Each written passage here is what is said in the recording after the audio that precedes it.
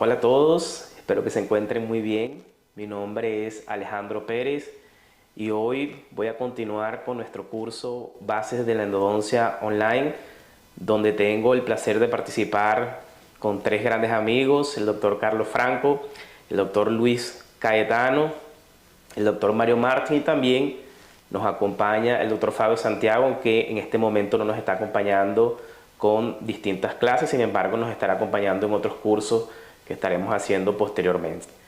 Para mí, antes de comenzar, quiero comentarles que es un gran placer estar aquí hoy con ustedes y quiero agradecer primero a todo el grupo de Frontrux por tomarme en consideración para acompañarlos en este gran curso que sea que ha sido un gran éxito.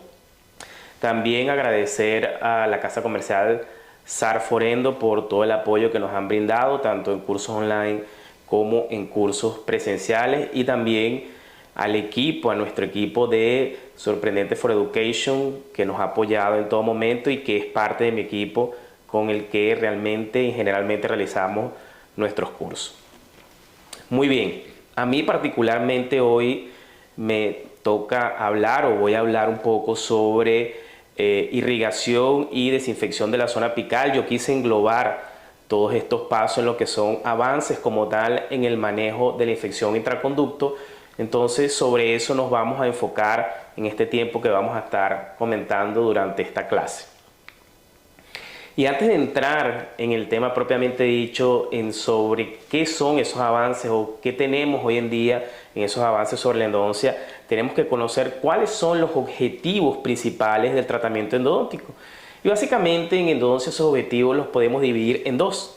En casos de pulpitis irreversible, nuestro principal objetivo es la prevención de la aparición de la lesión perirradicular. En estos casos nosotros no tenemos infección dentro del conducto radicular. Básicamente, si existe inflamación pero no infección, además de eso, si existe alguna infección generalmente por caries, esa infección está confinada principalmente a la parte coronaria del diente, por lo cual nuestro principal desafío en estos casos va a ser el control del dolor con diferentes técnicas anestésicas, que no es el tópico que vamos a discutir hoy. En estos casos lo que tenemos que hacer es eliminar ese tejido pulpar, conformar el conducto radicular para posteriormente colocar un material de obturación y disminuir así las probabilidades de que ocurra una filtración coronaria y fracaso del tratamiento endodóntico. Entonces, prevenir la aparición de esa lesión perirradicular. Ya cuando nosotros tenemos presencia de un diente necrótico y infección intraconducto, entonces el objetivo principal en estos casos para nosotros es el control de esa infección intraconducto con distintas estrategias, que es básicamente la conformación, la irrigación e instrumentación del conducto radicular, distintas estrategias para intentar optimizar la desinfección del conducto radicular y entonces conseguir de esta forma la reparación de los tejidos a lo largo del tiempo.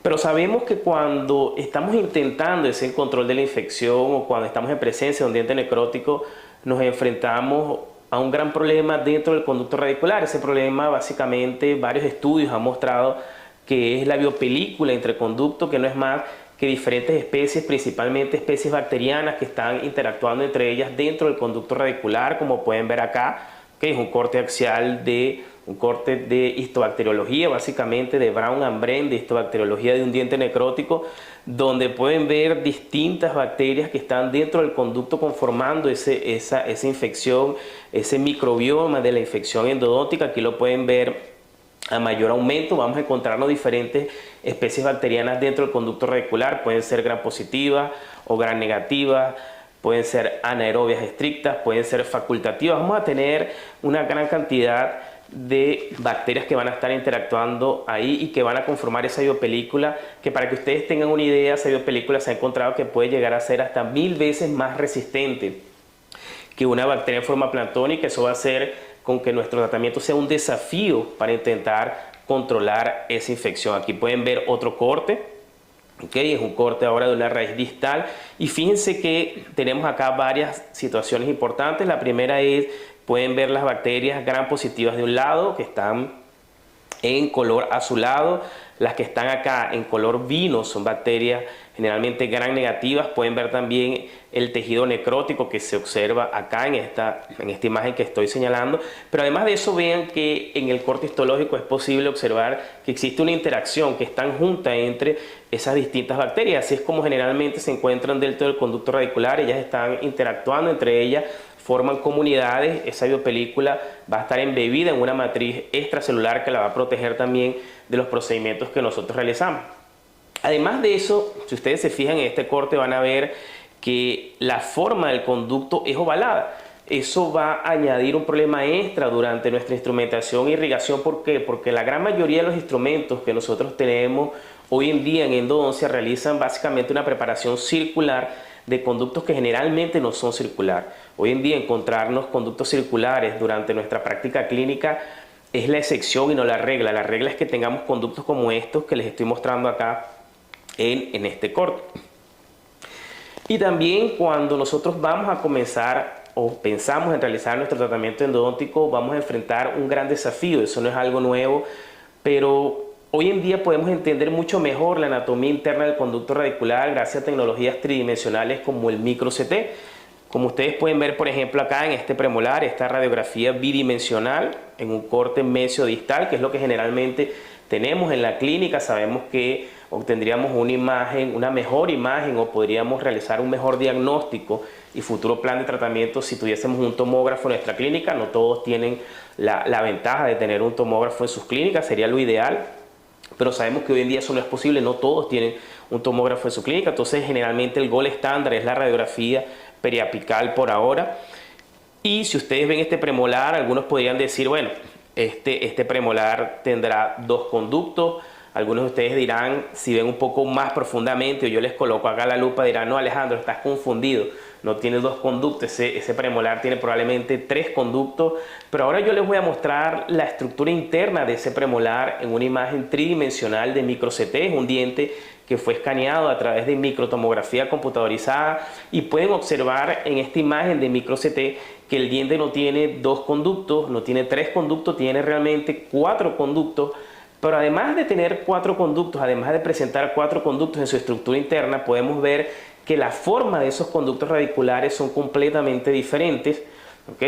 Todos los conductos son diferentes, y además de eso, que los conductos linguales que se unen van a tener ramificaciones apicales. Entonces todo esto van a ser un gran desafío para que nosotros consigamos una instrumentación e irrigación adecuada del conducto radicular y consecuentemente una desinfección, y que podamos también optimizar la desinfección dentro del conducto. ¿Por qué les estoy mostrando esto? Porque como en muchas veces o en la gran mayoría de los casos no vamos a tener la tomografía computadorizada del caso que vamos a realizar, nosotros siempre debemos imaginarnos que nos vamos a encontrar la peor anatomía posible. ¿Eso para qué? Eso para intentar entonces optimizar la desinfección, siempre pensando en que lo que me voy a encontrar o lo que voy a tener dentro de ese conducto, aunque no lo vea, es lo peor que me puedo encontrar. Y por eso se los estoy mostrando. Entonces, basado en estas dificultades anatómicas, ha sido mostrado en distintos estudios que más o menos entre el 25 al 50% de las paredes, como pueden ver en este corte de micro-CT, en este premolar inferior, quedan sin ser instrumentadas después de la preparación químico-mecánica. Y esto es un gran problema para nosotros en endodoncia. ¿Por qué? Porque todas esas paredes que quedan sin ser instrumentadas van a tener bacterias y principalmente biopelículas adheridas a las paredes del conducto radicular, y toda esa desinfección, toda esa eliminación bacteriana va a depender básicamente de la irrigación. Acá pueden ver un premolar superior después de la instrumentación con instrumentos de última generación.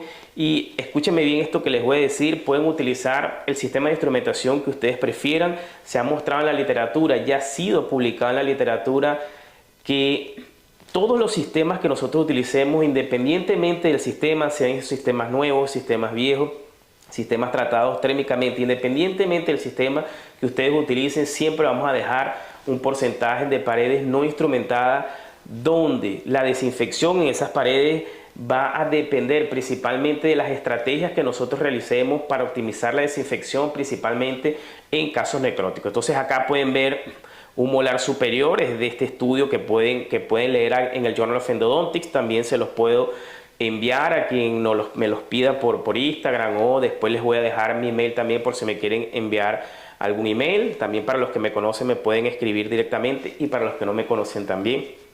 ¿Okay? Siempre será un placer ayudarlos, aún más cuando se trata de ciencia o de pasarles algo que les pueda servir para su práctica clínica. Pero regresando acá, es un molar superior que estaba necrótico, tenía lesión apical, fue extraído, fue realizada la preparación químico-mecánica como la harían en su clínica con sistemas de última generación. Vamos a tener aquí el MB1, el MB2, y esto que están viendo acá en la parte apical, que es en la parte que quiero que se centren ahora, pueden ver que tenemos en verde paredes no tocadas, ¿okay? Justo acá, y esto que tenemos aquí es básicamente lo que ocurre después de la preparación químico-mecánica. Pueden ver en apical que vamos a tener por donde pasó el instrumento, vamos a tener presencia de bacterias en forma de biopelícula, y también otra parte del conducto que está limpia, lo pueden ver a mayor aumento. Fíjense cómo después de la preparación químico-mecánica, en la parte apical del conducto radicular todavía tenemos remanente de bacterias. Esas bacterias y tejido necrótico pueden ser aquellos que pueden llevar al fracaso del tratamiento endodóntico, son aquellos que disminuyen en un pequeño porcentaje, pero sí representan un porcentaje el fracaso del tratamiento endodóntico como tal. Y es a esas bacterias remanentes, a ese tejido remanente que puede quedar ahí, que nosotros debemos enfocarnos en eliminarlos durante nuestra preparación químico-mecánica, principalmente en la región apical del conducto. ¿Por qué? Porque es la región que está en íntimo contacto con las células de defensa de los tejidos apicales. Aquí pueden ver de otros estudios que nosotros publicamos en el International Endodontic Journal, ahora en premolares inferiores. Pueden ver acá en verde por donde no pasó el instrumento, las áreas que quedaron sin instrumentar, y en rojo fue todo lo que fue instrumentado durante la preparación químico-mecánica. Y aunque se observa que es un conducto recto, un premolar recto, ¿okay? Muchas veces lo que puede ocurrir es que por la estructura interna de ese diente, por la anatomía interna de ese diente, el instrumento, por ejemplo, se puede cargar hacia una pared y me puede dejar la otra pared sin instrumentar. Fue lo que pasó en este caso en la región apical. Vean que el instrumento se cargó hacia la pared lingual y me dejó la pared vestibular sin instrumentar. Entonces, si yo les muestro un corte, ¿okay? Que nosotros hicimos varios cortes en microscopía electrónica de barrido en este caso, en este estudio, les voy a mostrar un corte de la región apical de lo que está marcado acá en la línea en horizontal, y pueden ver que tenemos dos regiones. ¿Okay? Tenemos la parte de T, que se refiere a touch o áreas preparadas, y U, que se refiere a un touch o las paredes no preparadas. Y pueden ver que existe una gran diferencia entre las paredes que fueron tocadas y las paredes que no fueron tocadas después de la preparación químico-mecánica. Queda una gran cantidad de residuos necróticos en las paredes que no fueron tocadas, que son aquellos que pueden comprometer el éxito final del tratamiento endodóntico. Les voy a mostrar a un mayor aumento, esa pared no tocada, y pueden observar que tenemos presencia de bacterias y tejidos necróticos en esa región, en la parte apical del conducto radicular. Entonces, por eso nosotros tenemos que intentar utilizar estrategias que nos ayuden a optimizar la desinfección, principalmente en la región apical del conducto radicular, para aumentar las probabilidades de éxito del tratamiento endodóntico. Y pensando en eso, en esas estrategias, se ha observado que la etapa fundamental y más importante para conseguir optimizar la desinfección del conducto radicular es la preparación químico-mecánica. Y básicamente los objetivos fundamentales de la preparación químico-mecánica son la limpieza y conformación, y estos van a ser tanto para dientes vitales como para dientes necróticos. Nosotros necesitamos limpiar ese tejido, entonces eliminar tejido vital en casos vitales o eliminar tejido necrótico en casos de dientes necróticos y con infección. Conformar el conducto radicular siempre necesitamos, y lo vamos a hacer durante la preparación, durante la instrumentación, para posteriormente colocar el material de obturación. Y vamos a agregar un elemento adicional, que es la desinfección del conducto radicular en casos necróticos, que es en los que nos vamos a enfocar de ahora en adelante en esta conferencia, en esta clase, que es lo que vamos a tocar, o el tópico en el que yo voy a tocar básicamente hoy. Y entonces vamos a comenzar hablando un poco de irrigación, y por cuestiones de tiempo no me voy a extender mucho en las partes de irrigación. Quise traerle algunos puntos que me parecen interesantes de literatura que hemos publicado durante estos años y otra literatura existente, o con estudios que concuerdan con alguna de las filosofías que voy a mostrarles a ustedes. Y lo primero con lo que debemos comenzar es obviamente con el irrigante principal. Y aunque se recomiendan ciertos irrigantes, algunos clínicos utilizan unos, algunos utilizan otros, existe un debate en la literatura y a veces inclusive en las redes sociales sobre cuál irrigante se debe utilizar sobre otro irrigante.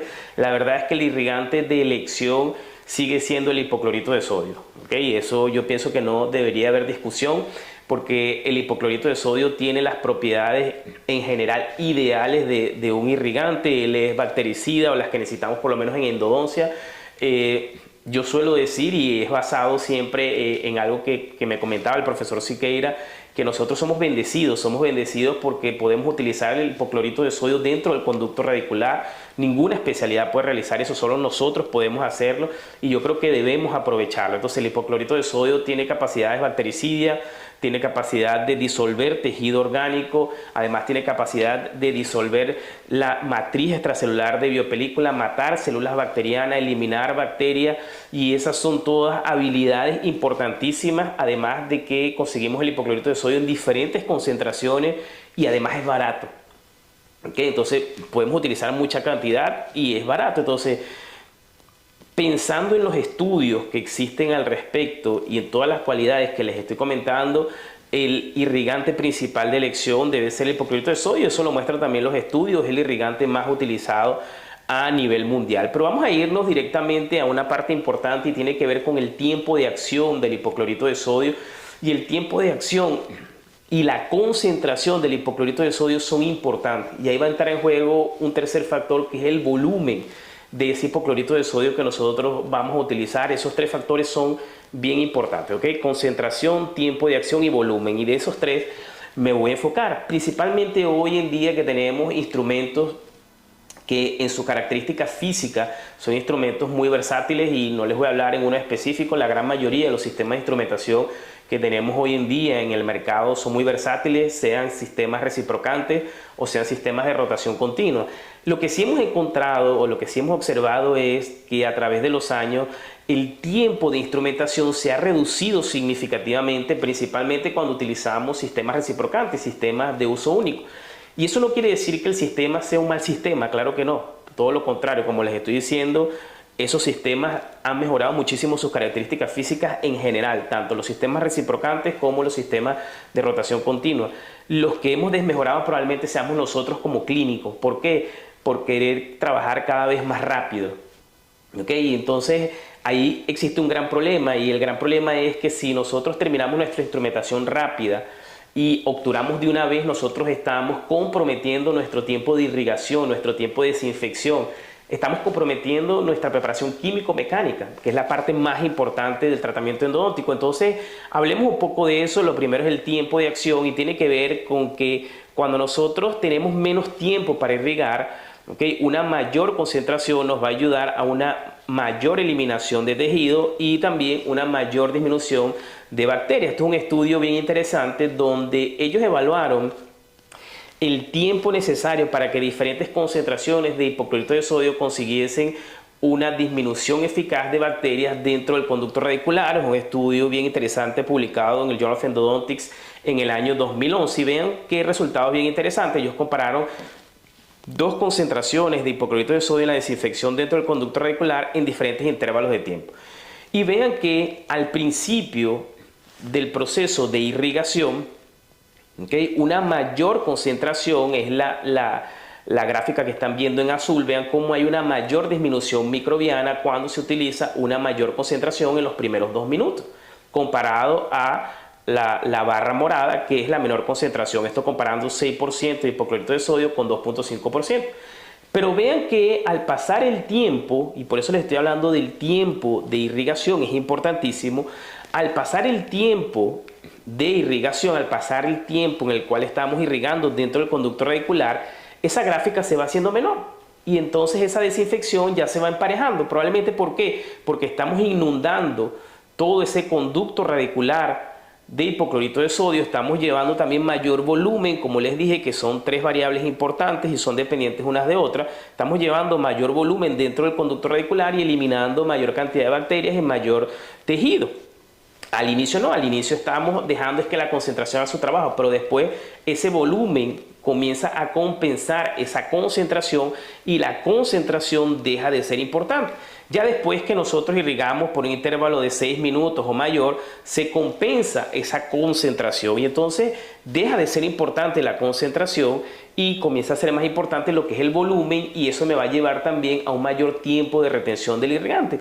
Y si usted me pregunta a mí, bueno, Alejandro, y desde el punto de vista clínico, ¿por qué esto es importante? Bueno, tiene que ver con dos factores fundamentales. El primero es si yo voy a trabajar en una sesión o en dos sesiones.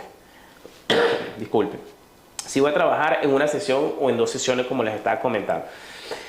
Y no voy a entrar en ese debate entre si debo trabajar en una sesión o dos sesiones, ¿okay? La literatura muestra que no existen diferencias significativas en cuanto al pronóstico final del tratamiento entre si yo trabajo en una sesión o en dos sesiones, no voy a entrar en ese debate, sino que es importante que tomen en consideración que si yo voy a trabajar, por ejemplo, en una sesión, mi tiempo de irrigación va a ser menor que si yo trabajo en dos sesiones. O generalmente es menor, a menos que me quede mucho tiempo irrigando, pero generalmente es menor. Cuando yo trabajo en dos sesiones, tengo dos citas, entonces dos citas de, ¿qué les puedo decir? Hora y media, son 3 horas. Entonces voy a tener más tiempo irrigando. ¿Qué les quiero decir con esto? Que cuando yo voy a trabajar en una sesión, tengo solo una única oportunidad, y así es como tengo que verlo. Eso no quiere decir que se disminuye mi pronóstico, pero si tengo que verlo es como es hoy, no tengo mañana. Entonces, ¿qué es importante en ese momento? Optimizar el tiempo. Entonces, la forma de optimizar el tiempo, voy a utilizar altos volúmenes de irrigación, pero también voy a utilizar altas concentraciones. ¿Por qué? Porque, como les digo, voy a tener una única oportunidad. Ahora, si yo voy a trabajar en dos sesiones, o yo estoy acostumbrado a trabajar en dos sesiones o más sesiones, la concentración deja de ser importante porque voy a estar utilizando durante mis sesiones altos volúmenes de irrigante que va a compensar esa concentración. Otra cuestión importante es dependiendo de los sistemas que voy a utilizar. Si yo voy a utilizar sistemas de uso único, ¿okay? Si yo voy a utilizar sistemas reciprocantes, por ejemplo, donde mi instrumentación va a ser una instrumentación relativamente rápida, mis recomendaciones son dos. La primera es que después de mi preparación químico-mecánica continúen irrigando, ¿okay? Y segundo, que también utilicen una mayor concentración en esos casos. ¿Por qué? Porque aunque voy a quedarme irrigando por un mayor intervalo de tiempo, generalmente cuando yo utilizo instrumentación de un único instrumento o instrumentación reciprocante, por ejemplo, la instrumentación es demasiado rápida. Entonces voy a tener una mayor concentración para compensar ese tiempo de instrumentación que yo no estoy teniendo. Entonces, aunque voy a continuar irrigando, aumento mi concentración. Esas son recomendaciones importantes para intentar optimizar la desinfección durante la preparación químico-mecánica. Este es un estudio que nosotros publicamos en el Journal of Endodontics en el año 2019, donde, como les comenté, generalmente lo que ocurre es que las tres variables que les acabo de decir, que son tres variables importantes, concentración, tiempo de retención y volumen del irrigante, se han estudiado de una forma separada.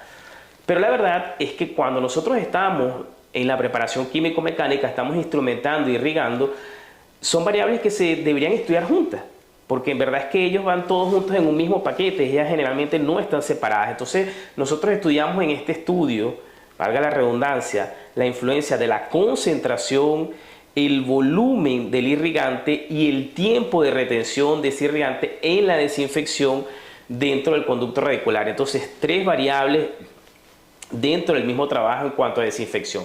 Y lo que nosotros observamos en cuanto a los resultados fue que un mayor tiempo de retención y mayor volumen, con un mayor tiempo de retención y mayor volumen, nosotros conseguimos hasta 3 veces una reducción microbiana comparado si nosotros utilizamos un menor tiempo de irrigación. Entonces, cuando nosotros pensamos en optimizar la desinfección dentro del conducto radicular, factores importantísimos son tiempo de retención y volumen. Y como les dije, la concentración, ella deja de ser importante desde el momento que yo voy a estar irrigando durante un largo periodo de tiempo o cuando voy a utilizar altos volúmenes de irrigante. Entonces, hoy, una de mis primeras y principales recomendaciones es que siempre durante su preparación químico-mecánica, independiente del tipo de instrumentación que ustedes utilicen o de las sesiones que ustedes van a trabajar, que se tomen el tiempo para irrigar, que le den el tiempo suficiente a la irrigación durante la instrumentación, es decir, instrumentación, irrigación, ¿Qué les puedo recomendar? No existe una cantidad específica, un volumen específico de irrigante por conducto porque no está establecido. Hay muchos protocolos y cada uno utiliza protocolos diferentes, pero les puedo dar un número basado en un estudio de Neves y colaboradores publicados en el Journal of Endodontics, publicado en el 2015, donde ellos compararon estudio clínico en pacientes con dientes necróticos y presencia de lesión apical, donde ellos compararon instrumentos de uso múltiple, es decir, varios instrumentos e instrumentos reciprocantes, un único instrumento, y ellos encontraron que no existen diferencias significativas en la reducción microbiana cuando utilizaron por lo menos 15 ml de hipoclorito de sodio por conducto durante su preparación químico-mecánica. Entonces, para tener un número, a veces cuando yo comento esto, tengo algunos amigos que me dicen 15 ml es muy poco, yo utilizo más, cuanto más mejor, ¿okay? Es por decirle un número mínimo de irrigante que deberíamos utilizar durante nuestra preparación químico-mecánica. Y ahí entonces también les quiero dar algunas recomendaciones, porque siempre nos basamos principalmente en estrategias avanzadas para activar o agitar el irrigante, pero dejamos de un lado nuestra estrategia fundamental y la que más utilizamos realmente en la clínica, la que yo creo que utilizamos la gran mayoría de los clínicos, que es nuestra jeringa y aguja convencional. Este es un estudio que realizamos este año, lo realizamos en la Universidad Rey Juan Carlos, todavía no está publicado, está enviado a publicación, pero todavía no está publicado. Y lo que hicimos fue reproducir aquellos estudios de Boksiukis, que no sé si todos están familiarizados con los estudios de Boksiukis, son estudios de dinámica computacional de fluido, donde ellos simulan ciertas situaciones para irrigar el conducto radicular. Nosotros quisimos reproducir estos estudios de Boksiukis con réplicas 3D de dientes naturales, entonces réplicas en resina 3D de anatomías reales de dientes naturales, y seleccionamos molares inferiores clase 2 de Bertucci que se unían en apical, como pueden ver en esta diapositiva, utilizamos diferentes tipos de aguja y agregamos la aguja Irriflex, que para que no los conocen es una aguja de polietileno o de plástico básicamente, 30 conicidad 0,4, que tiene doble salida lateral y que es una aguja que me permite llegar de una forma adecuada a la región apical del conducto, porque sabemos que con las agujas convencionales que tenemos en el mercado es más difícil que consigamos alcanzar la región apical del conducto radicular, principalmente cuando estamos en presencia de anatomías más complejas, por ejemplo molares inferiores o mesiovestibular de molares superiores o inclusive el MB2. Entonces la Irriflex puede ser una solución para estos casos. Entonces ya les voy a comentar un poco sobre este estudio, ¿okay? Utilizamos agujas abiertas en la punta, utilizamos la Irriflex, que es la aguja de polietileno que les estoy comentando, aguja cerrada en la punta, que son agujas más seguras durante la irrigación con salida lateral, y aguja cerrada también en la punta con doble salida lateral. Y lo que nosotros encontramos, fíjense en cuanto a los resultados, es que las agujas con salidas abiertas eliminaron mayor cantidad de tejido en general y en la región apical comparado a las agujas con salida lateral y doble salida lateral. Sin embargo, cuando fue comparada con la Irriflex, no hubo diferencias significativas en la región apical del conducto en cuanto a la limpieza, que es lo que a mí me interesa. Sin embargo, la propia Irriflex, cuando fue comparada con el resto de las agujas en la región del tercio medio y el tercio coronal, su limpieza fue peor. Es decir, su comportamiento fue peor comparado al resto de las agujas. Entonces, ella es muy buena para irrigar en la región apical, pero no es muy buena para la región del tercio medio y el tercio coronal. Pero la verdad es que no me importa, porque ella no es para irrigar en la región del tercio medio y el tercio coronal. Ella es principalmente para optimizar la desinfección en la región apical del conducto radicular, además de que mi recomendación es no usarla desde el inicio. Inclusive no usarla desde el inicio porque, como les dije, su diámetro es 30,04. Entonces, voy a comenzar a utilizarla ¿cuándo? Después que ya instrumenté por lo menos hasta 30,04. Entonces, ¿eso qué quiere decir? Que yo puedo combinar diferentes tipos de agujas, y es una de mis recomendaciones también que les voy a dar hoy. Ustedes pueden comenzar con su aguja, las agujas recomendadas hoy en día para irrigar dentro del conducto radicular. Ustedes saben que las agujas, ellas son medidas principalmente por gauge, ¿okay? Por G, se denomina G, pero el nombre es gauge, y cuanto mayor ese gauge, la aguja es más fina. Entonces hoy en día en endodoncia recomendamos utilizar agujas entre 29 y 30 gauge, porque ahí mi preparación puede estar entre 30, por ahí 30, 35 el conducto radicular, y va a permitir que la aguja llegue cerca del tercio apical. Pero ahí les voy a dar varias recomendaciones. Las agujas con salida abierta completamente en la punta, ¿okay? Que es esta primera que vieron acá, que les mostré y que tuvo los mejores resultados. Ella tiene, y eso ya fue mostrado por estudios de Boziukis, ¿okay? Ella tiene una mayor renovación apical, pero también tiene una mayor presión apical y mayor presión hacia las paredes. Entonces, ella es una aguja más riesgosa para extruir irrigante. ¿Okay? Si nosotros pensamos en un diente que tiene mayor probabilidad de que haya una extrusión de irrigante, las agujas que tienen la punta abierta tienen mayor probabilidad de que ocurra esa extrusión de irrigante. Entonces, ¿en qué caso puedo utilizar yo una aguja con la punta abierta completamente? Bueno, en aquellos casos donde tengo conductos muy curvos, que sé que mi aguja me va a llegar, no me va a llegar a 2 milímetros en la longitud de trabajo, sino que voy a tener que colocarla a 3 milímetros en la longitud de trabajo, en algunos casos 4 milímetros de la longitud de trabajo, la aguja con punta completamente abierta sería una buena opción en esos casos. En el resto de los casos pueden utilizar tranquilamente una aguja cerrada en la punta con salida lateral, con una sola salida lateral. Y lo que sí les voy a recomendar es que siempre, después que hayan instrumentado hasta una 30-04, pueden complementar con la aguja Irriflex. Pueden colocarla a 3 milímetros de la longitud de trabajo, porque va a ayudarlos a optimizar la desinfección en esa región apical del conducto radicular y abrirles el espacio entonces para que después ustedes utilicen sus técnicas de activación y agitación tranquilamente durante después de la preparación químico-mecánica. Y entonces ahí sí vamos a comenzar a entrar en otras técnicas que también están siendo utilizadas en endodoncia. Todos los días salen nuevas tecnologías, todos los días están saliendo nuevas técnicas para ser aplicadas durante nuestros procedimientos endodónticos. Entonces tenemos que estar probando esas técnicas, esos procedimientos para ver si realmente nos pueden servir o nos dan algún resultado para nuestra instrumentación y nuestra irrigación. Y pensando en eso, hicimos otro estudio, un estudio reciente. En este año también tuvimos la oportunidad de tener una estudiante de Guadalajara acá en Europa con nosotros, que recibimos residentes para hacer intercambios y hacemos estudios, estamos siempre realizando estudios y ven cómo trabajamos, entre otras cosas. Entonces decidimos hacer un estudio también en réplicas 3D.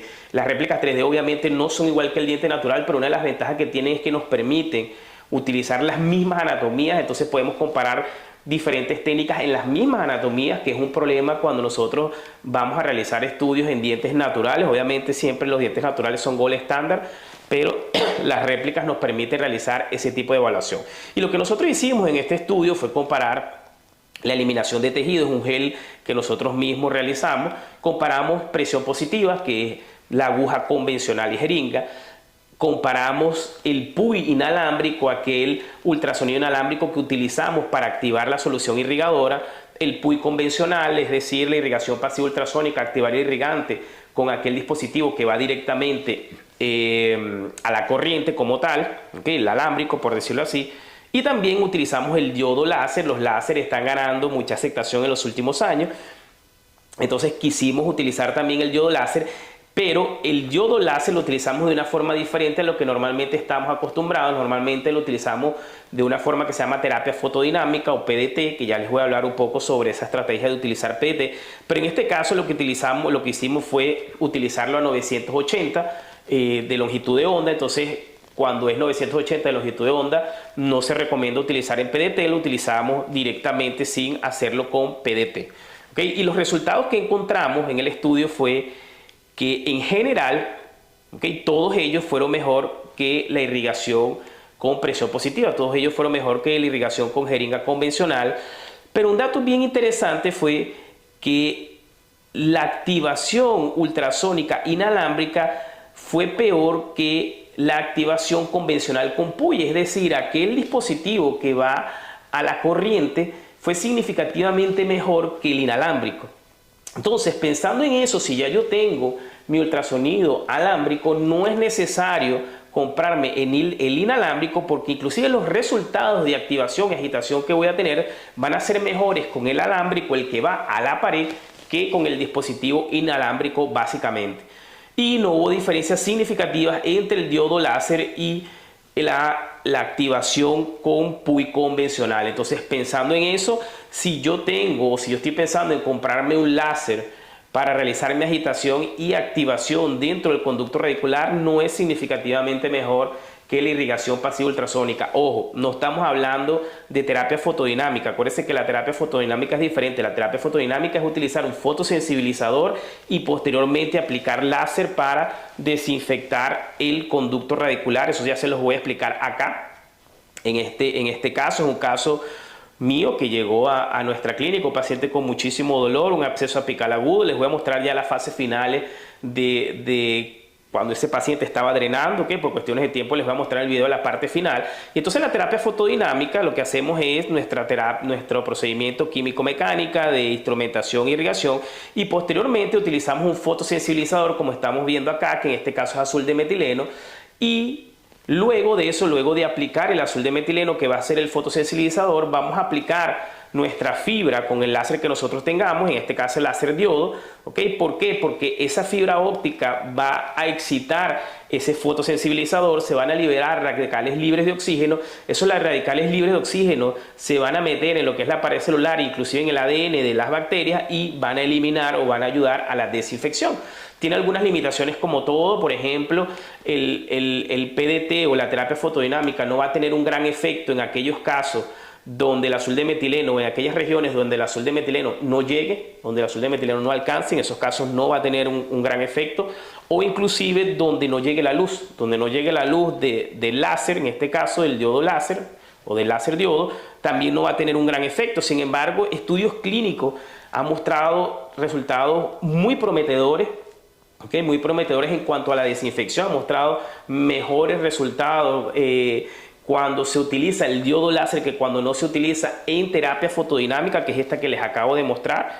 Okay, entonces hacemos esa terapia fotodinámica, en este caso son 60 segundos, que es lo que indica el fabricante después de colocar el fotosensibilizador, y junto con mis procedimientos puedo realizar una terapia fotodinámica, instrumentación mínimamente invasiva. En mi caso, yo soy conservador hoy en día, o creo en la parte de ser mínimamente invasivo en el tercio cervical del diente. ¿Okay? En la parte apical, yo soy de los que piensa que debemos ampliar más para desinfectar el conducto radicular. Ya vamos a hablar de eso en la próxima sesión.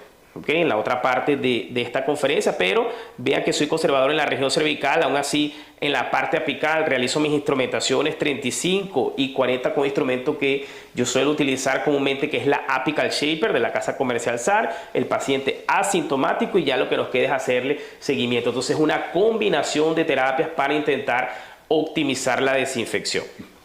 Vean acá, este es un estudio que nosotros publicamos en el Journal of Endodontics en casos de microcirugía apicales, donde en un grupo aplicamos terapia fotodinámica y en el otro grupo no aplicamos terapia fotodinámica, y lo que hacíamos era tomar una muestra de ese espacio quirúrgico antes de aplicar la terapia, después de aplicar la terapia, y en los casos donde no se aplicaba la terapia, y los comparamos. Y lo que observamos fue que hubo una diferencia estadísticamente significativa, es decir, una disminución microbiana mayor cuando utilizábamos la terapia fotodinámica que cuando no la utilizábamos. Sin embargo, cuando evaluamos el éxito y el fracaso, no observamos diferencias significativas en cuanto al pronóstico final del tratamiento endodóntico, pero como les comenté, okay, una mayor disminución microbiana siempre es importante para intentar aumentar las probabilidades de éxito del tratamiento endodóntico.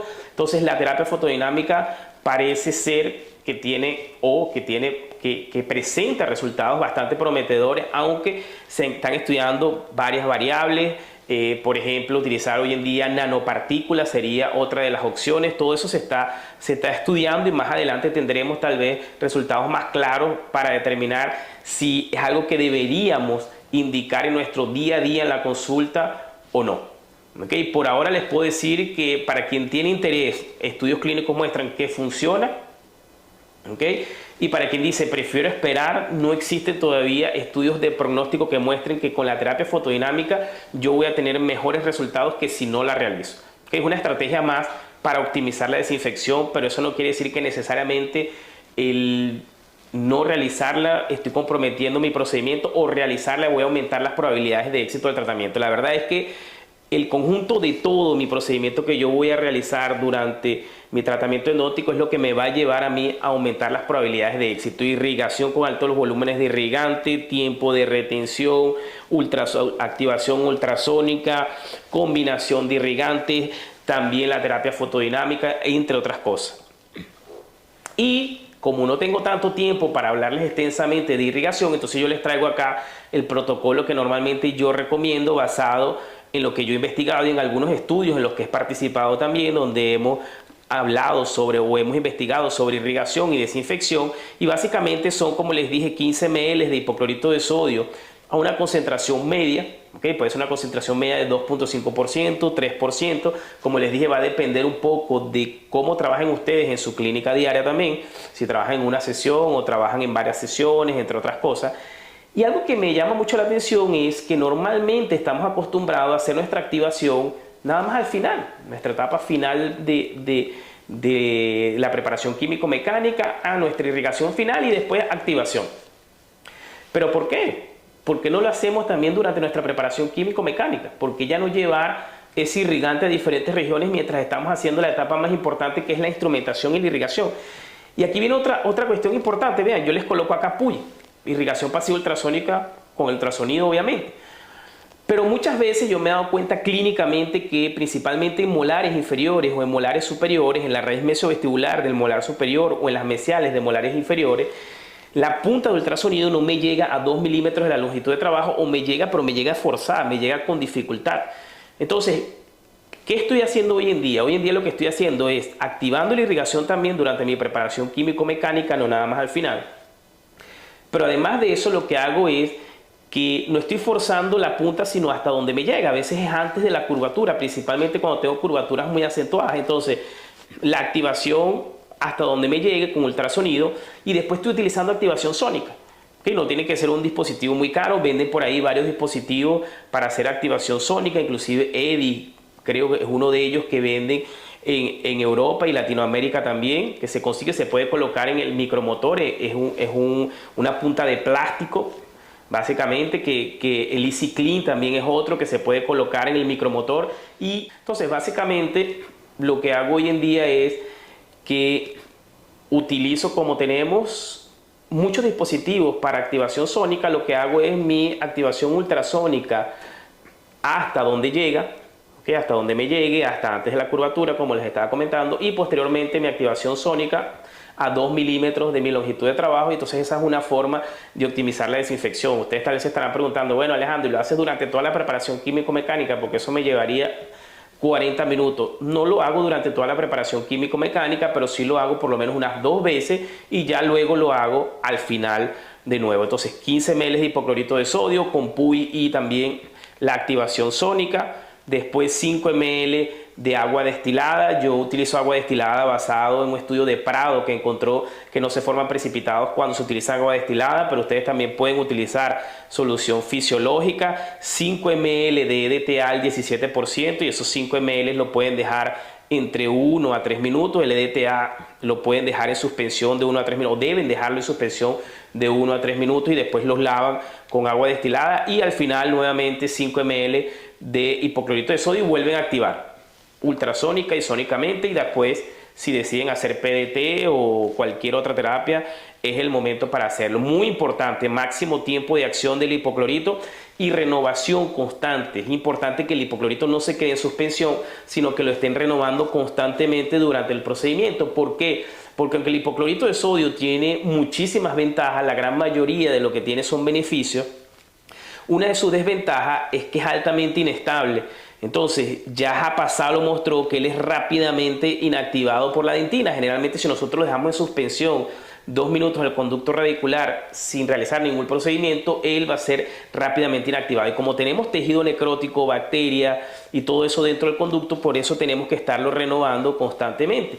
Algo importante es que si alguno de ustedes, o la gran mayoría, está obturando hoy en día con cementos biocerámicos, es recomendable después de esa última irrigación con hipoclorito de sodio utilizar solución fisiológica al final para sacar todo ese hipoclorito de sodio antes de utilizar el cemento biocerámico para obturar.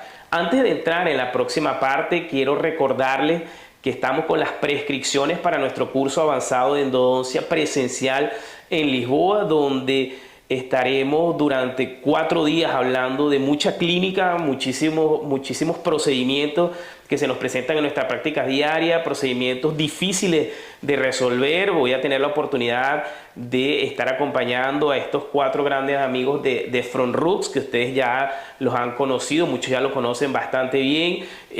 Vamos a estar compartiendo momentos excelentes y dentro del paquete ya se incluyen varias cuestiones, por ejemplo el hospedaje, van a tener los almuerzos, los coffee breaks, todo el material, una cena, van a tener un paseo turístico también por la ciudad. Es una oportunidad única para conocer una ciudad maravillosa que es Lisboa, se los digo yo, no se van a arrepentir. Pero además de eso, si alguien viene desde Latinoamérica o de donde vengan, es una oportunidad para conocer todo Portugal, que es un país hermoso. Yo particularmente vivo en Oporto, ¿okay? Los invito también, si quieren venir a visitarnos acá en la clínica y conocer Oporto, es una ciudad también espectacular que tiene que conocer. Entonces acuérdense que estamos con las prescripciones, tenemos ya muchísimos prescritos, ¿okay? Y solo tenemos 16 espacios. Entonces no lo dejen para después, inscríbanse de una vez para ver si consiguen después inscribirse en el curso final y que nos acompañen durante esos días. Bien, entonces ahora vamos a cambiar un poco, vamos a cambiar de la parte, porque como les dije, vamos a hablar de preparación químico-mecánica. Entonces ya les hablé de la parte química, ahora les voy a hablar de la parte mecánica. En este caso les voy a hablar de la parte mecánica de la instrumentación, porque tenemos la parte mecánica de la irrigación. Y en este aspecto me voy a enfocar más en lo que tiene que ver con la preparación del tercio apical del conducto radicular básicamente. Y cuando pensamos en la preparación del tercio apical, sabemos hoy en día que existe un gran debate y ese debate se ha puesto aún mayor con esas nuevas filosofías que están hoy en día de moda y que han entrado en la endodoncia bastante fuerte, que son las filosofías mínimamente invasivas en endodoncia como tal. Existe un gran debate en si debo instrumentar a un menor diámetro apical. Algunos recomiendan 20, inclusive algunos están recomendando 15, ¿ok? Algunas recomendaciones eran 25, era el debate que existía antes, pero hoy en día las recomendaciones son inclusive diámetros apicales menores, o aquellos que recomiendan realizar unas instrumentaciones o diámetros apicales mayores de la instrumentación del conducto. Y lo primero que les voy a decir es que esto va a depender de varios factores. Lo primero de lo que va a depender obviamente es de lo que la mejor evidencia científica que existe publicada al respecto, ¿okay? Y ya vamos a hablar un poco de eso. Pero también va a depender un poco de la condición pulpar del diente. Por ejemplo, si yo estoy en presencia de un caso vital, un diente vital, mi preparación puede ser mucho más conservadora. ¿Por qué? Porque en esos casos no tengo infección dentro del conducto radicular, como ya hablamos. Entonces yo puedo ser más conservador durante mi preparación químico-mecánica, durante mi instrumentación básicamente. Si yo tengo un caso necrótico, yo necesito instrumentar un poco más en estos casos. ¿Por qué? Porque yo necesito eliminar esas bacterias que no tengo en casos vitales, obviamente. Entonces, en estos casos, yo tengo que realizar una mayor ampliación apical, o debería realizar una mayor ampliación apical. Va a depender también, por ejemplo, existen hoy en día algunas estrategias avanzadas que yo no voy a discutir acá por cuestiones de tiempo, que es si yo tengo, por ejemplo, el Gentle Wave o si tengo el Erbium Jack láser. En esos casos, entonces se recomiendan o se ha recomendado utilizar preparaciones apicales menores, pero acuérdense que con esas técnicas son, como les dije, técnicas avanzadas de irrigación. Con el Gentle Wave, por ejemplo, nosotros tenemos volúmenes muchísimos más altos que cuando utilizamos la aguja convencional, ¿okay? Aguja convencional de jeriga y aguja, la presión positiva. Y con el Erbium láser, él tiene una longitud de onda muchísimo mayor, que puede alcanzar 2700, inclusive 2900, donde esa cantidad de irrigante que va a estar, ¿okay? que va a tener un efecto en las diferentes regiones del conducto radicular, probablemente sea mucho mayor que si nosotros utilizamos otras técnicas. ¿Por qué les digo probablemente? Porque todavía no ha sido mostrado en estudios de pronóstico que estas técnicas avanzadas sean más eficaces que agujas y jeringa. Entonces probablemente en algunos años tendremos algunos resultados y podamos decir, mira, si son significativamente mejores o no. En la teoría pensamos que sí, ¿okay? Pero eso todavía no ha sido comprobado en la práctica, y sabemos que nosotros en endodoncia y todo lo que tiene que ver en área de la salud como tal, necesitamos comprobación científica clínica para poder determinar qué es mejor o no. Esto es un estudio que nosotros publicamos en el International Endodontic Journal, donde nosotros lo que hicimos fue que evaluamos a través de microtomografía computarizada en incisivos inferiores con conductos ovales cada incremento del diámetro apical en cuanto al porcentaje de paredes no instrumentadas. Y fíjense, lo que nosotros encontramos, pueden ver acá abajo la forma de los conductos que nosotros evaluamos en general, conductos ovalados, más complejos para la instrumentación. Quiero que se enfoquen principalmente acá, en la parte apical del conducto radicular. Vean, cuando nosotros instrumentamos hasta un diámetro número 30, quedaban más o menos 30% de las paredes del conducto sin instrumentar. Cuando nosotros aumentábamos ese diámetro de instrumentación en el mismo diente, vean cómo podemos ver mayor cantidad de paredes instrumentadas en la región apical del conducto radicular. Entonces, cuando nosotros aumentamos ese diámetro apical hasta un 35, ese porcentaje de paredes no instrumentadas disminuía 24% y los mejores resultados los obtuvimos cuando instrumentamos a un diámetro 40, donde quedaron nada más 16% de las paredes no instrumentadas después de la preparación químico-mecánica. Aquí pueden ver una sobreposición de las imágenes donde se puede observar que la instrumentación 40 abraza el resto de las instrumentaciones, mostrando que cada incremento del diámetro apical nosotros conseguimos una mayor cantidad de paredes instrumentadas después de la instrumentación. Aquí se los voy a mostrar un video, vean, con el diámetro número 30, queda el 30% más o menos de la pared sin instrumentar después de la preparación químico-mecánica, disminuye a 24%, pueden verlo en amarillo cómo está abrazando esa instrumentación previa, disminuye a 24% con una instrumentación número 35 y con una instrumentación A40 fue cuando nosotros obtuvimos entonces los mejores resultados.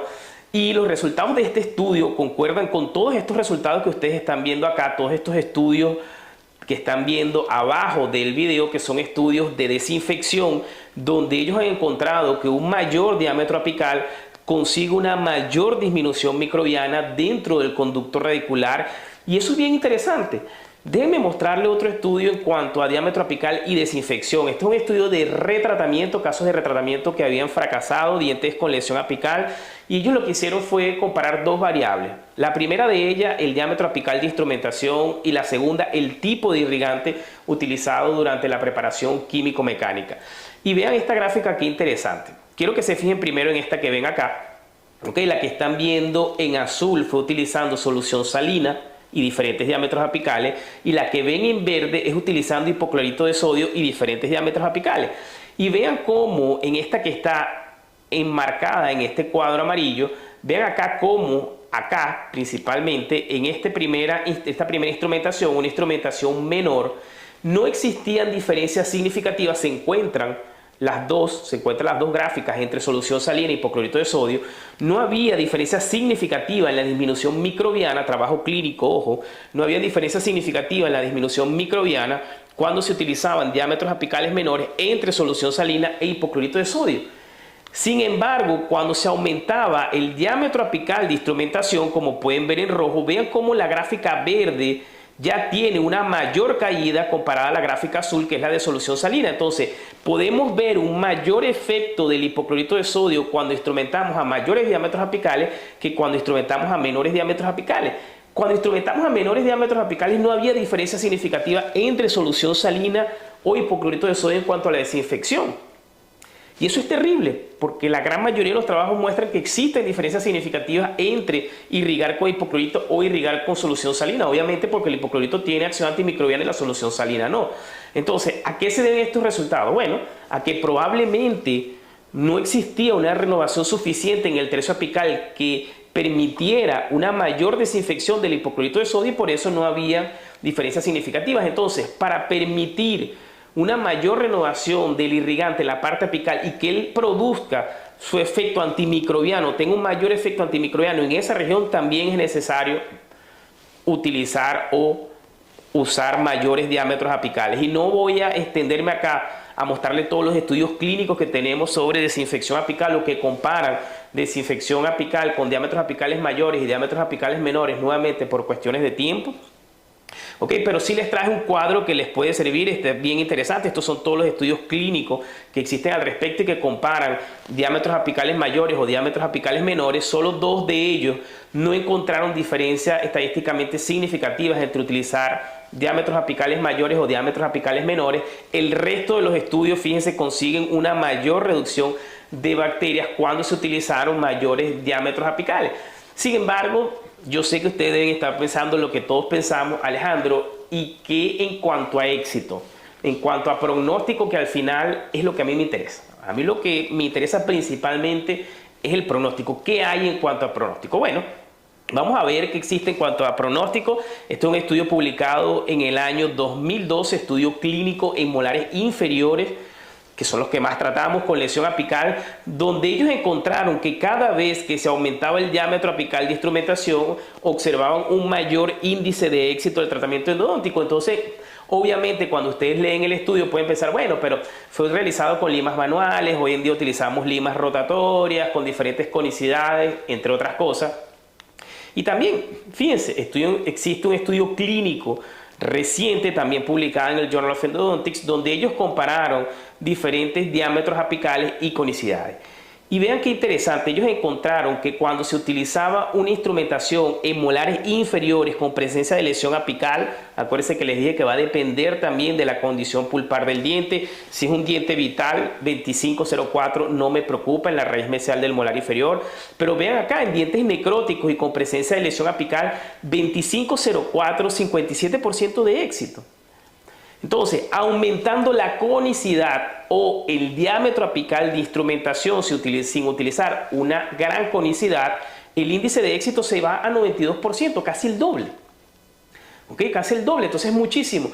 Y esta es una llamada de atención para que todos tomen en consideración, todos los que están escuchando esta clase tomen en consideración que no todos los conductos se instrumentan hasta 25. No porque el kit me venga hasta 25 del kit de instrumentación que yo haya comprado, de la casa comercial que yo haya comprado, ¿okay? Yo voy a instrumentar hasta 25. Las casas comerciales tienen, además de ese kit, otros diámetros que ustedes pueden utilizar. Entonces es usted, el clínico, el que debe decidir hasta dónde va a instrumentar, independientemente del tamaño que vaya a instrumentar. Son ustedes los que deben decidir hasta dónde o hasta cuánto tienen que instrumentar en cada caso, porque la verdad también es que cada caso es específico y cada condición va a ser específica.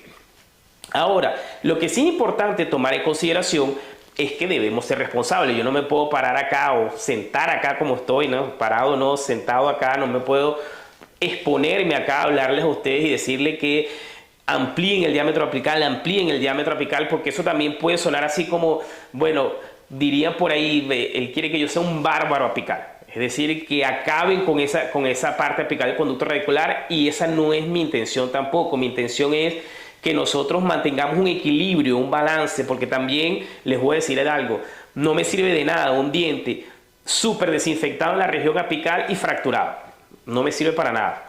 Okay, bueno, sí me sirve para sacarlo y botarlo a la basura. Entonces, nosotros debemos mantener un equilibrio, y de eso habla este estudio. Este estudio habla principalmente de las técnicas mínimamente invasivas, es un estudio que vale muchísimo la pena leer, ¿okay? Principalmente ellos hablan de mantener la dentina pericervical, que es esta primera imagen que tienen acá a la izquierda. Es esa dentina, como ustedes saben, está 4 milímetros por encima, 4 milímetros por debajo de la cresta ósea. Ellos recomiendan que esa es la mayor dentina a mantener sana, o sana siempre que sea posible. ¿Por qué? Porque es la que conlleva la mayor carga masticatoria en general.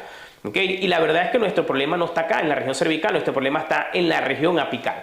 Entonces, pensando en eso, okay, yo estoy de acuerdo con ellos o con este artículo, los autores de este estudio, de esta revisión, perdón, en que nosotros debemos ser conservadores en la región cervical, principalmente donde está la dentina pericervical, y en la región del tercio medio. En la región del tercio apical yo tengo unas pequeñas diferencias, ¿okay? Como yo les dije, yo soy más de instrumentar en la región apical un poco más, principalmente en casos necróticos, para optimizar la desinfección, y sobre eso vamos a hablar. Entonces, ¿qué es lo que yo les quiero dejar hoy en cuanto a instrumentación? Que debemos mantener un equilibrio entre instrumentación de la región apical, es decir, entre desinfección de la región apical, pero al mismo tiempo no dejar el diente susceptible a fractura. ¿Okay? Y pensando en eso, esto es un estudio que nosotros publicamos el año pasado en el Journal of Endodontics, donde nosotros comparamos diferentes sistemas de instrumentación más conservadores y menos conservadores, sistemas más tradicionales en cuanto a áreas no tocadas y también a dentina remanente. Y el primer resultado que nosotros encontramos fue que, independientemente del sistema utilizado, una mayor instrumentación apical consigue mayor cantidad de paredes preparadas. Es decir, siempre que nosotros instrumentamos hasta 40, conseguimos alcanzar más paredes que cuando nosotros instrumentábamos hasta 25. Pero ahí viene el siguiente resultado interesante de este mismo estudio, y fue que en dientes donde nosotros realizamos accesos mínimamente invasivos, accesos con microscopios planificados con micro-CT, nosotros encontramos que cuando se utilizaban instrumentos más conservadores o una combinación de instrumentos conservadores, nosotros podíamos tocar paredes en la región apical, la misma cantidad de paredes que con un sistema más tradicional, sin comprometer, o podríamos mantener, dentina en la región cervical sin comprometer la instrumentación apical. ¿A qué me refiero con esto? En este estudio nosotros con la combinación Sling Apical Shaper, conseguimos tocar la misma cantidad de paredes que cuando utilizábamos el sistema ProTaper Gold, pero manteniendo mayor cantidad de dentina pericervical. Pueden ver acá, en la imagen de abajo, esta que les estoy colocando acá mayor aumento, fíjense, lo que está en rojo es la instrumentación, en verde es el conducto virgen. En rojo post instrumentación, vean cómo se mantiene mayor cantidad de dentina a cuando utilizamos instrumentos con mayores conicidades, tanto con el diámetro 25 como con el diámetro 40 mantenemos mayor cantidad de dentina, y la cantidad de paredes instrumentadas fue la misma para ambos sistemas. ¿Cómo logramos esto? Con una combinación Sling Apical Shaper. Sling Shaper, que tiene una conicidad menor, y Apical Shaper, que es un sistema creado principalmente para tocar en la parte apical del conducto radicular. Entonces nosotros conseguimos tocar más paredes principalmente en la región apical sin comprometer la dentina pericervical.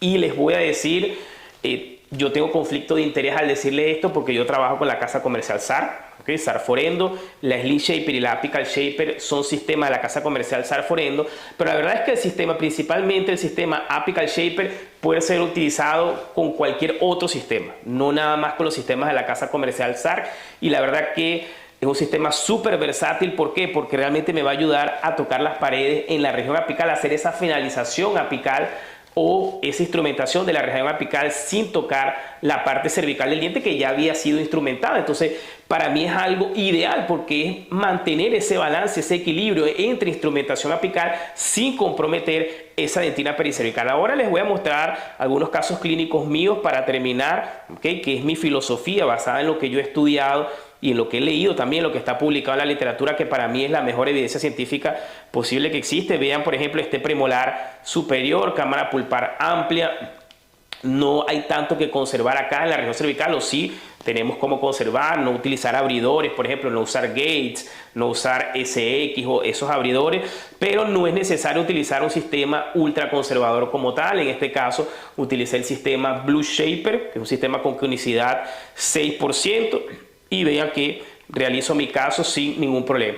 Vean, este caso es un caso donde de entrada ya se ve que es un caso más complejo, premolar superior, que ya sabemos que probablemente tenga más de 2 conductos, que me voy a encontrar una anatomía más compleja. Y aunque de entrada, con esto les quiero mostrar que no todos los casos que nosotros pensamos son para mantener dentina, podemos hacerlo. Aunque yo pensaba que este era un caso para un sistema de instrumentación más conservador, no estaba logrando ver bien los conductos radiculares porque estaban muy unidos aún con microscopio, y decidí entonces ampliar más en la región cervical. Entonces hay casos donde les dije, va a depender un poco del caso específicamente. Entonces también, aunque había comenzado a instrumentar con Sling Shaper, me decanté al final por utilizar Blue Shaper, que tiene una mayor conicidad, pero al ser un caso necrótico, puedo terminar mi caso con Apical Shaper, el sistema que les comenté anteriormente que tiene conicidad 3, y entonces puedo finalizar mi caso, mi premolar superior de 3 conductos sin ningún inconveniente.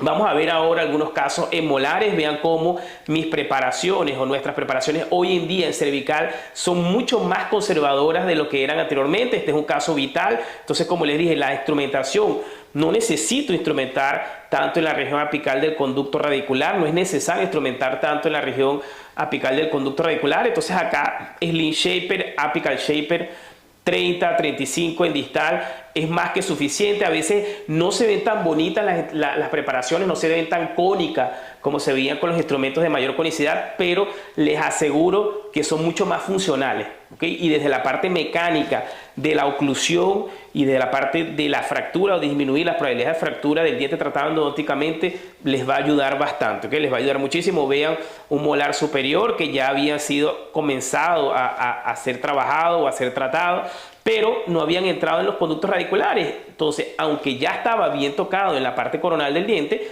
no por eso yo lo voy a instrumentar más. Entonces consigo ser conservador durante mi preparación, instrumentación Slim Apical Shaper, y vean, consigo localizar mi MB1, MB2, realizar mi instrumentación y ser conservador en esta región cervical del conducto radicular, mantener ese balance, ese equilibrio que les digo entre instrumentar más en apical si es necesario, porque puedo usar un instrumento donde puedo realizar mi finalización apical manteniendo esa dentina pericervical al mismo tiempo. Entonces comienzo con un instrumento conicidad 4, por ejemplo, y termino con conicidad 0,3. Aquí otro caso, vean. Okay, instrumentación conservadora en la región cervical. En la región apical puedo utilizar mi instrumento con conicidad 3 y no estoy comprometiendo la desinfección si es el caso. Vean acá, por ejemplo, casos ya entramos en casos más complejos, casos con lesión periapical, donde en estos casos es lo que les digo, tengo que instrumentar más esa región apical para conseguir desinfectar más esa región basada en los casos que hemos visto anteriormente y lo que está publicado en la literatura. Entonces ahí combinación Slim Shaper, Apical Shaper, y a 2 años puedo ver la reparación completa de los tejidos, siempre manteniendo hoy en día dentina pericervical remanente. Vean este otro caso, un caso con presencia de tracto sinuoso inclusive, perdón, igual combinación Slim Shaper, Apical Shaper con lesión grande, que lesión apical grande, y pueden ver acá después de 2 años de seguimiento cómo la lesión está prácticamente reparada. No necesito instrumentar tanto la región cervical, ¿okay? Una combinación, como les dije, instrumento con conicidad 4 y después conicidad 0,3. Habrán algunos clínicos que no se acostumbran a la conicidad 4, conicidad 0,3, porque la obturación es un poco más difícil y hay que adaptarse a esas nuevas técnicas de obturación o a esa nueva filosofía de utilizar conicidades menores durante la instrumentación. Entonces pueden utilizar conicidad 6. Lo importante es que esas conicidades sean variables y variables regresivas. Entonces pueden utilizar una conicidad 0,6 que sea variable y regresiva durante su instrumentación. A mí particularmente me gusta utilizar conicidades 4 y terminar en 3. Okay, porque ya estoy acostumbrado, pero ustedes pueden o utilizar conicidades 4 y terminar en 3, o utilizar conicidades 6 también y combinar con conicidades 0,4, entre otras cosas. Vean acá la tomografía de 2 años, como pueden ver el caso prácticamente o casi completamente reparado. Ya para ir terminando, inclusive en casos de retratamiento podemos ser conservadores si nosotros utilizamos sistemas que tengan conicidades menores y lo utilizamos para realizar retratamiento. Yo para mis retratamientos hoy en día utilizo el sistema Blue Shaper Pro de la casa Sarforendo. Okay. Básicamente es con lo que estoy haciendo mi retratamiento. Este caso lo hice con la Blue Shaper convencional, pero hoy en día estoy utilizando la Blue Shaper Pro. Consigo ser conservador durante mi retratamiento. Y vean acá, combinación Blue Shaper, Apical Shaper. Después de 12 meses no comprometo mi desinfección y al mismo tiempo también puedo ser conservador acá, en un caso que ya venía tocado de entrada por ser un retratamiento. Entonces, inclusive en casos de retratamiento podemos llegar a ser conservadores. Ya este es el último caso, vean, un caso que ya venía también para retratamiento con una lesión de gran tamaño. Me habían mandado al paciente para evaluar posible fractura. No observamos nada de fractura clínicamente, no había sondaje profundo específico en alguna región. Decidimos realizar, esta es la tomografía inicial, ¿okay? Decidimos realizar el retratamiento. Lo mismo, Blue Shaper combinación con Apical Shaper, realizamos nuestro procedimiento convencional, retratamiento, y pueden ver acá después de 1 año que el diente está prácticamente la reparación completa. Entonces, yo puedo ser conservador en mi región cervical del conducto radicular durante la instrumentación sin comprometer la desinfección de la región apical del conducto radicular.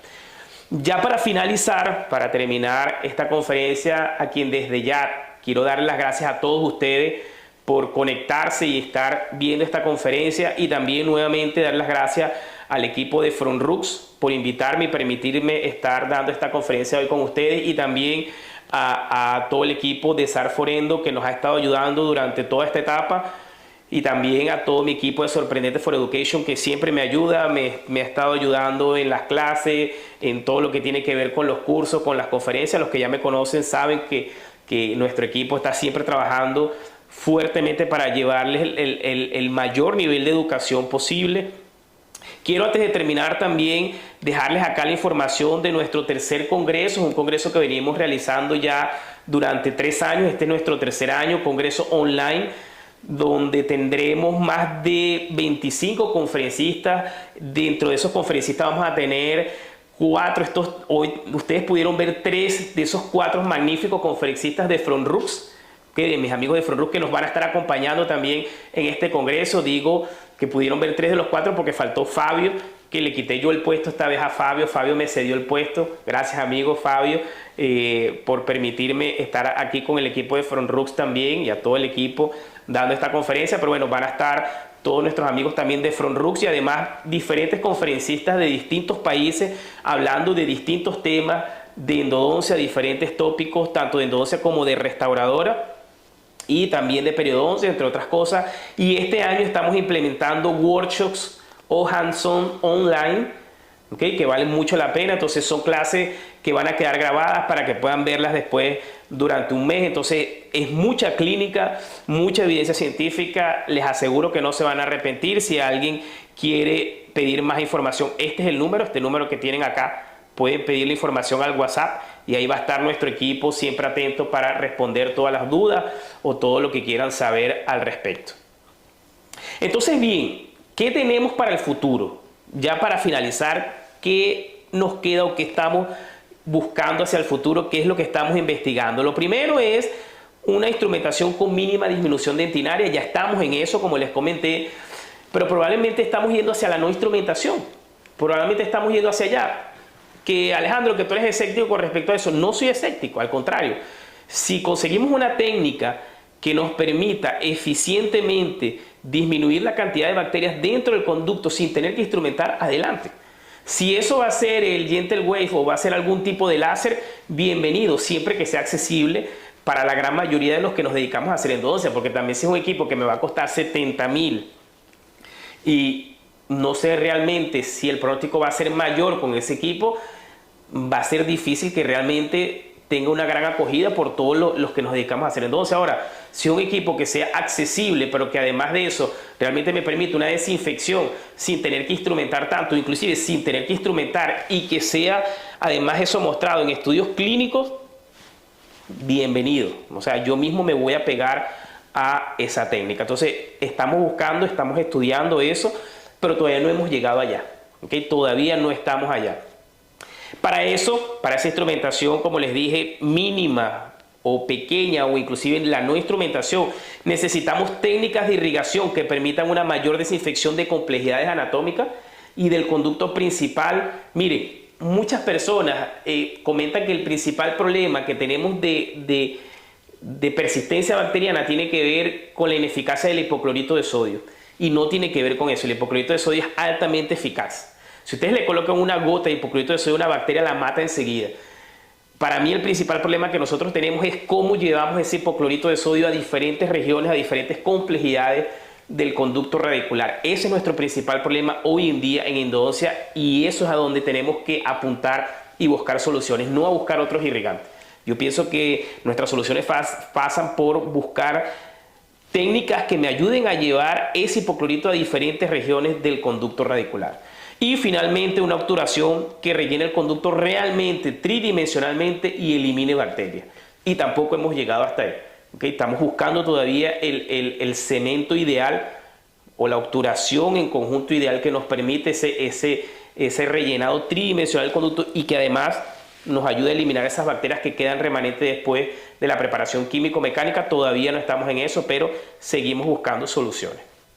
Les voy a dejar acá mis redes sociales, ¿okay? Por si me quieren hacer alguna pregunta, con todo gusto se las puedo responder por Instagram o por Facebook o por email si prefieren. Acá les dejo mi Instagram, donde siempre estamos publicando evidencia científica, casos clínicos, cursos, actualizaciones, cursos gratuitos también.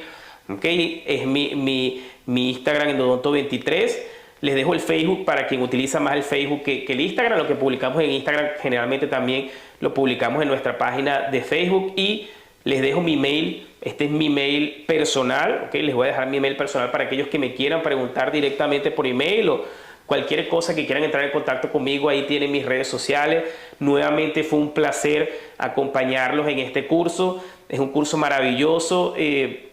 Las clases me las he disfrutado al máximo. Todavía nos queda otra clase que también estoy seguro que va a estar espectacular. Nuevamente, muchísimas gracias a ustedes, al equipo de ForumRux, al equipo de SAR Forendo y al equipo de Sorprendente for Education por hacer todo esto posible. Los esperamos en nuestros próximos cursos, sean presenciales o sean online.